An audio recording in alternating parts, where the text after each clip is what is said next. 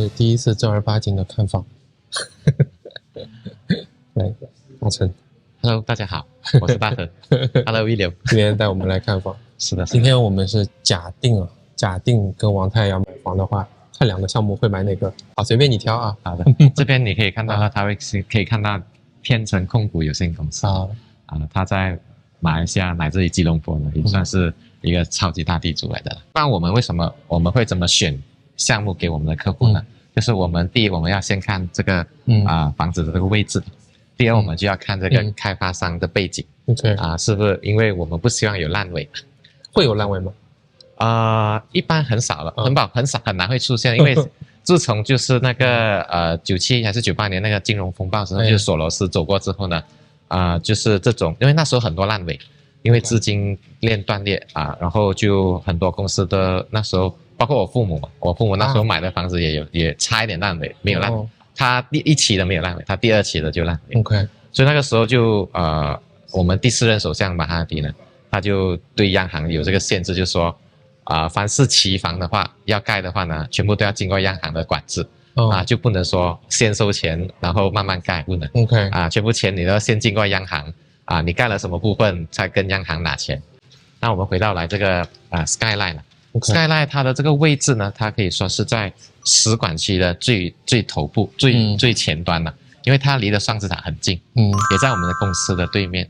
那它这个位置是有优势的，因为它这个位置呢就是在附近呢，就步行距离呢可以去到一个小商场，就是有那个超市还有这个美食中心的然后它对面呢就是那个希尔顿酒店呢，就是因特玛那边也是有办公楼它也是那个甲级办公室，然后楼下是有因特玛也是有超市，然后在步行区过去对面的话呢，就是有 MRT 的2号线那边呢从那 MRT 2号线就可以直接通往这个吉隆坡双子塔到百威年这样子的。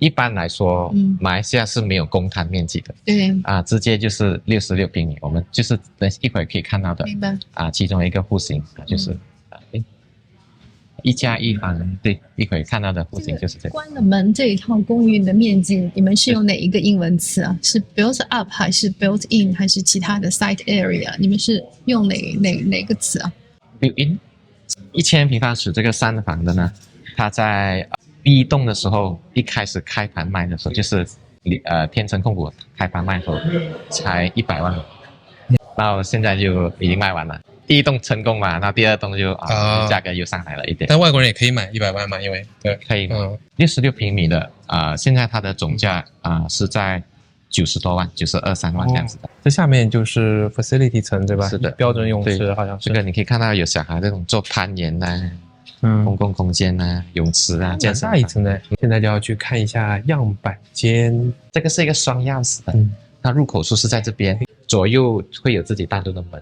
所以有些人可以考虑就是投资，就是什么一边他自己住，另外一边他出租出去是这样子。很多项目都会已经有了，这个不是一个很新鲜。上回我们去朋友就是在上威 Serene， 他也是这样的对，一般呢他会把另外一个房间呢一套呢作为一个套间，里面会有一个小的一个小厨房干厨房，然后会有自己的卫生间，然后放一个大床房，然后另外一边呢可能会有2房或者3房，是这样来的1+1，是的，这样大家的用途就比较多。我一开始以为是老婆觉得老公晚上喝酒回来晚，不要回来，往那边走，那么太舒服他了，太便宜他了，这是。是的，我们原来是这样确实很多时候是需要这种需求。那这边你可以看到，就是一般来说在马来西亚的这种期房的话，它的交房标准都是没有带这种设计，全部是白墙。它会提供白墙，这有贴过的这个是贴过的，然后可移动的都是没有包括的，然后卫生间是一模一样的，然后吊顶是没有的，灯是要自己装，但是空调是有的。你看过中国的房吗？中国的交房标准你知道吗？我知道是毛坯的嘛，是，我在视频上都有看过。其实我个人认为是什么呢？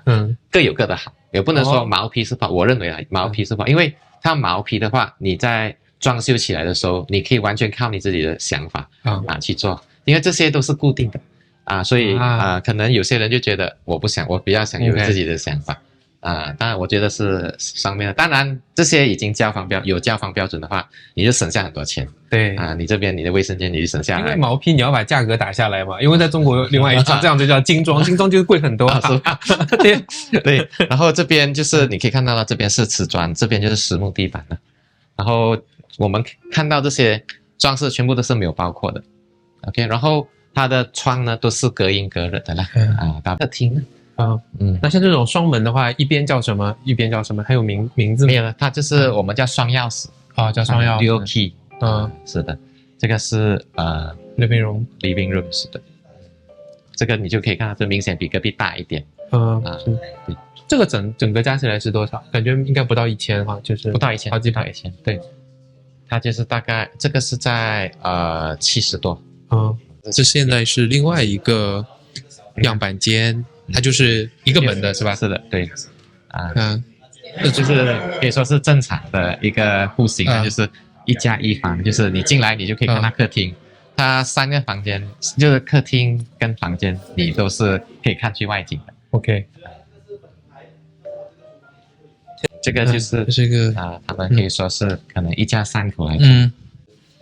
有卫生间，共用卫生间，那孩子住这里父母住这里3口之家。是的，但是这种在市中心区域的话，做这个出租也是很好租的，因为就是那种做爱彼迎的，他们做那种日租的，他们那种人数比较多的，他们会喜欢这种2个房间的。现在是不是有很多都不欢迎做这种 Airbnb 槟城已经不能做了，totally 不行不能那吉隆坡市中心有一些还是可以的这个物业费是多少钱？这个吗？这个是在每平尺7KL 这个价格是算是中上的了。每平尺7角钱，那你1000平尺就是700块钱。因为它包括了这个公共区域的卫生停车场这些是公共设施这些游泳池什么，还有那个叫做维修保养这个基金的，就是它有收到的这个物业管理费呢，会有15%，它是要存起来的，可能在5年后、10年后要用这笔钱做一些翻修做什么这样子的。不过在大马住过就知道，就任何新的还是旧的这些 project， 他们的公共管理都是非常好的。其实这个跟我们比这个最重要是要看这个房产公司，就是开发商他找的什么公司过来管理要到底是物业委员自己管理，还是物业委员聘请其他公司来过来管理是这样子的。一般就是如果这个项目无论是投资的人为主的，还是自己住的为主的话，只要有足够的入住率的话，其实就有人还物业管理费，那这个房子的这个维修保养就 OK。一般就是不好的就是什么租又租不出去，然后自己又不想住，就搁在那，又觉得我就不要还那个物业管理费，它就一个恶性循环。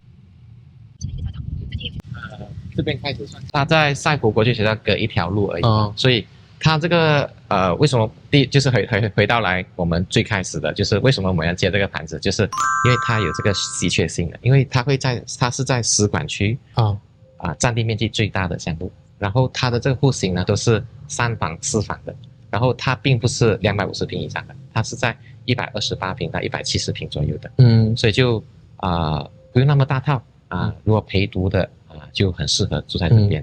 所以你看整个这个使馆区它是有58家领事馆，然后离得最近的2个国际学校就是赛普国际学校还有吉隆坡国际学校，所以单就是服务这个区域的领馆的工作人员跟这些陪读这样这个项目就已经是 more than enough，就是已经足够了。无论是你想自己住，或者是你要长租给人，这边只能做长租，就是这些都是家庭式的，不会是那种双子塔边上这种投资型做日租的，他们就肯定是长租，就有源源不断的这些住户所以我们才会比较看重这个项目。现在呢，它面向双子塔的这个西面呢，朝西的话呢，已经是卖完了，它剩下朝东是看云顶的，看山脉了，景观也是 OK 的，但其实高楼层也其实卖的差不多的。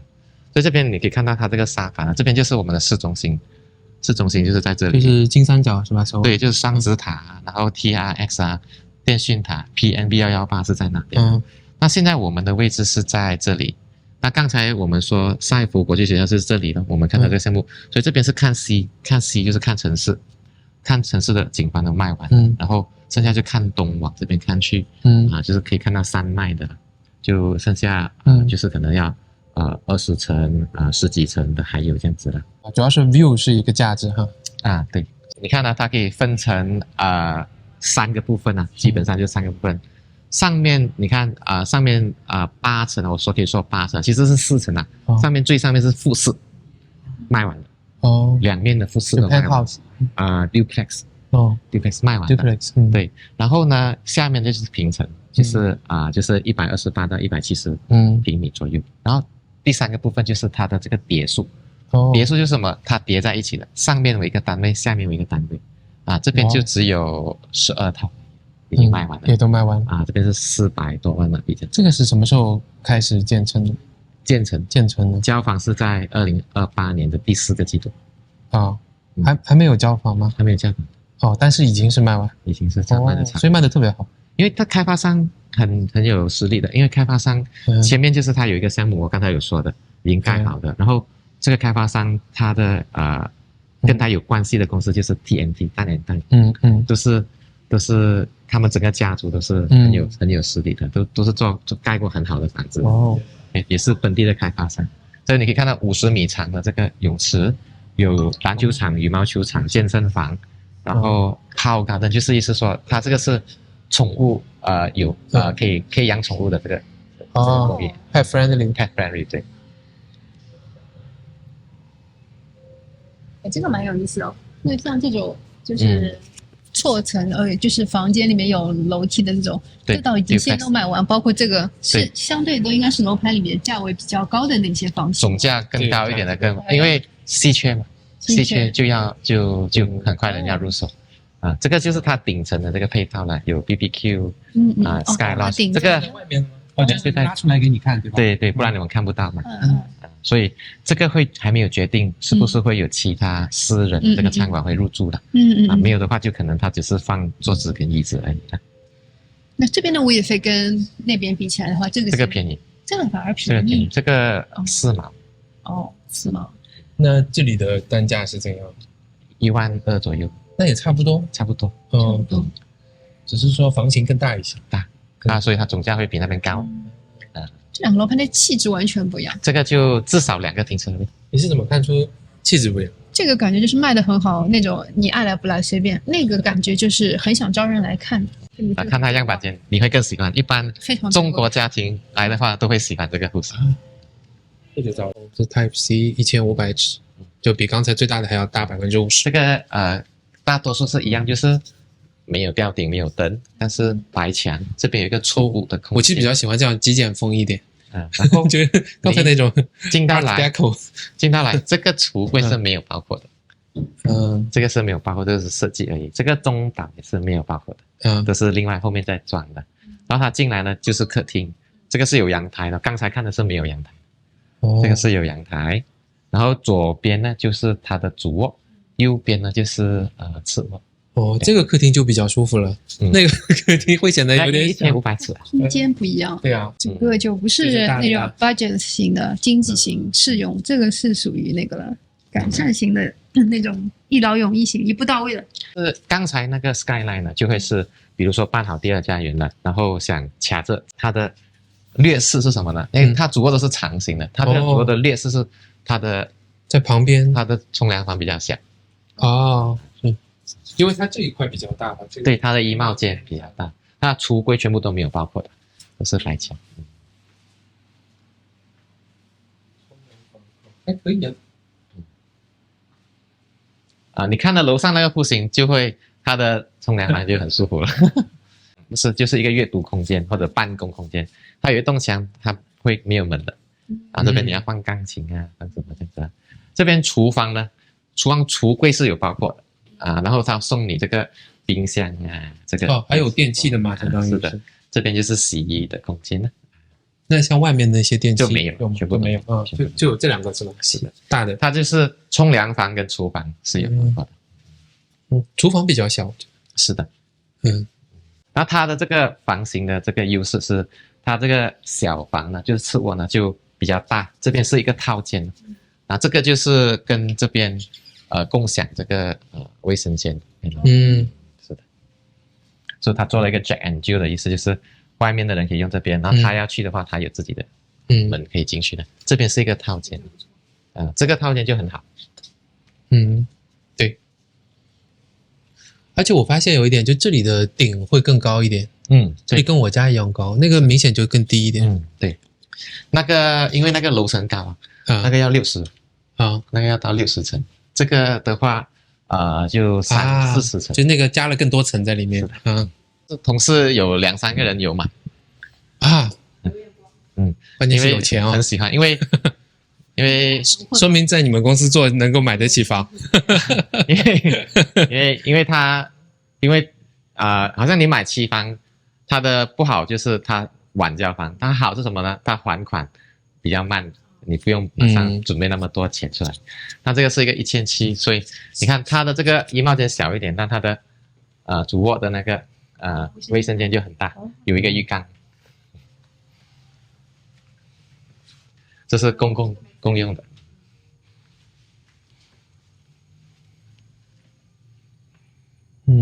这看着就很舒服。这个就卫生间就很好。那它这个的劣势是它的2个次卧就比较小。它的储物间在内侧，然后它的阳台比较大，它是一个 L 型的阳台。如果是面向就是卖完的那个方向的话，就是西面的话，它前面除了可以看双子塔，它的内侧的那个阳台还可以看到那个王家高尔夫球场。很美了，一片绿色。对，这里确实更大一点，而且这里你看装了一面镜子，我觉得就很聪明，显得很好。是的，它这个房子是4房的，这边我们目测只有3房，另外一个房间在哪里？就是在这里，它做了一个隐藏的空间。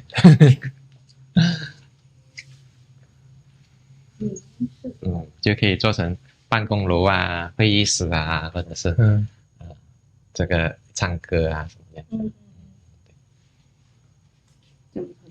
然后这挺有心思的，它就这2个房间就比较小一点了。就如果说特别大的橱柜也放不下，它就放一个 queen size 就已经差不多刚刚好。做小孩子还好。是的。问题就是这个房子交房很晚，28年。28年是的。对，但这个房子就真的是很好，这个地段也很好。今年交的话，这个时间可能已经卖完了。没有，他现在都卖那么好。他今年交房了，我就明年在那个租赁市场上看有没有人那个可以租给我们，我可能就搬过来了。这个房真的不错。但那个主要还是看孩子在哪里上学嘛。他送到 boarding school， 我们自己享受一下，这个真的不错。是，有，我们有一个家庭是这样子的，他把孩子送去 boarding school，然后他跟他太太就住在市中心，然后周末呢就把孩子接过来。第一个，你跟这个其实没有什么可比性。如果你觉得你会选这个，那你觉得会选择这个的理由是什么？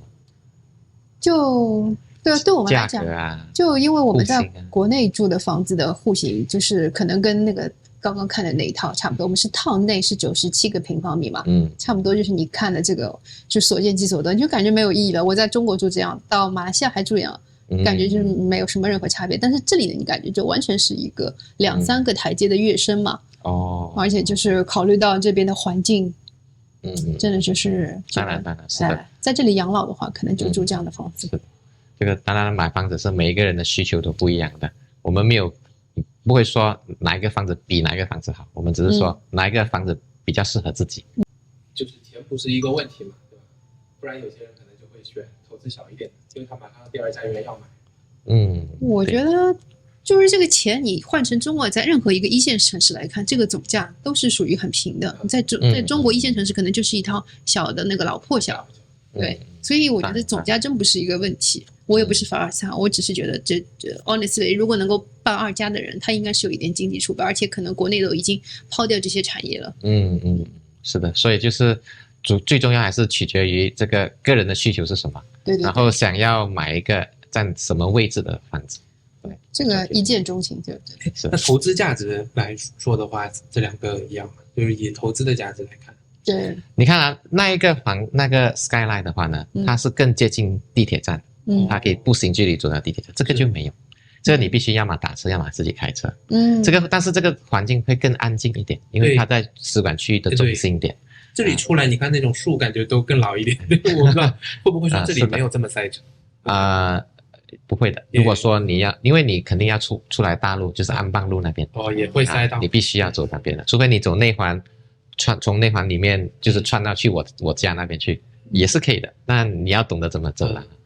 但也是已经很多人会走的了。说到投资价值，其实我也一直有这个疑问哦。像外国人投资这个房子，假定说过了几年想转手抛，那有没有什么 capital gain 啊？这个税率是多少？有的，5年之内，你增值的部分交税30%，30%就跟外国人那个个人所得税是一样。那么你说本地人抛的话，这个税率一样吗？一样，5年内都是一样，但5年后就不一样了。还想请教一下，像这2个楼盘，如果是本地人买的话，各自代表是哪个收入阶层啊？是 T5 啊 ，T10，像没是 T5吧？我觉得T20，是的。大家本地人买会贷款吗？一般都会贷款的，一般都会。在本地人会容易贷款，因为一般 T20这种白领阶层的话，你要贷一个这边贷个70%到90%之间是没有问题的。那像买这种房子的年龄层，还有就是一般他们 family income 是怎样 ？family income 至少是在2万马币以上的。明白。那像买这种大户型的，你的观察是自住多还是用来投资的多 ？Skyline 的话，大多数是投资的。马来西亚人好像都会买几套房，我觉得。会啊，在我们这里很多人都已经有2套房了。对呀，就是这个当然他把他的房贷都还完的时候，比如说好像我爸爸那个年代的那个年龄那个时候，房贷已经还到完的了，就是收租金，对呀，被动收入多好。所以尤其是我们当地人，好像我不是在说我爸爸是很有钱，因为每一个不同的等级有不同的玩法嘛，好像我爸爸我们可能是属于中下阶层的这个阶层的话，